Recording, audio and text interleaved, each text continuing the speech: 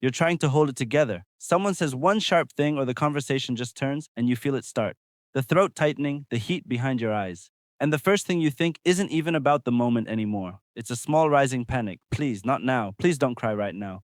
But your eyes already know something your mouth hasn't caught up to yet, and the tears come anyway.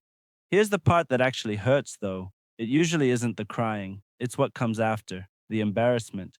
Replaying it later, wishing you'd stayed calm, deciding one more time that something about you is just too much. So here's the simpler truth: crying easily is not automatically weakness, it's a signal, and often that signal just means your emotional system reached the surface faster than your words could. Most of us learned the opposite early. Stop crying. Don't be so sensitive. Be strong.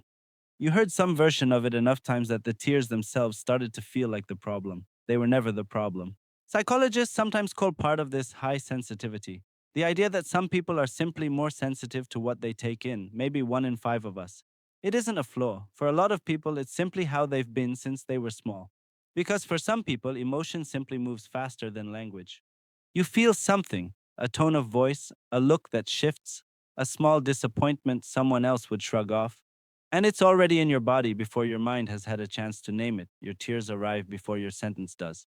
That isn't you losing the thread. That's your body noticing the emotion before your mind finds the words. It shows up most around other people's feelings.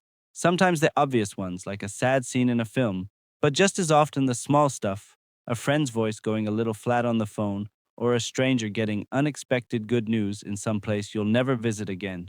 You don't just understand that someone's hurting, some part of you quietly runs a small version of it inside yourself. Your chest tightens for them.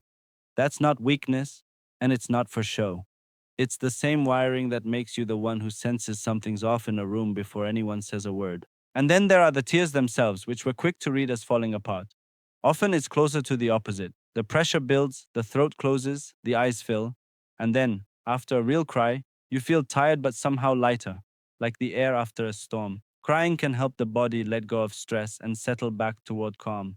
So, a lot of the time, crying isn't you losing control, it's your body trying to find its way back to it. It helps to notice something else too. Not everyone who stays dry eyed is stronger than you. Some people genuinely don't feel the pull, but others learned, a long time ago, that tears weren't safe, that it was better to go quiet and carry it alone. What looks like strength from the outside is sometimes just someone who learned not to show anything. You learned differently. None of this means every tear is just sensitivity, though.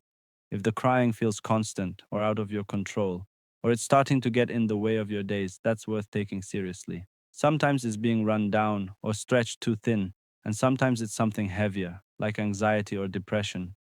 Sensitivity explains some tears. It shouldn't be used to wave away real pain. But if you're mostly just someone who feels things quickly and shows it, the one who tears up at a kind word you weren't expecting, or a reunion video, or honestly, sometimes just a good song in the car, you can probably set down some of the shame you've been carrying about it. Maybe the problem was never that you cry too easily. Maybe it was the years you spent reading those tears as proof that something was wrong with you when really they were just your body noticing the emotion before your mind found the words. If any of this sounded like you, a like or a subscribe genuinely means a lot. This is the kind of thing I make here, and I'd really like to know what's something that makes you tear up that other people don't quite get.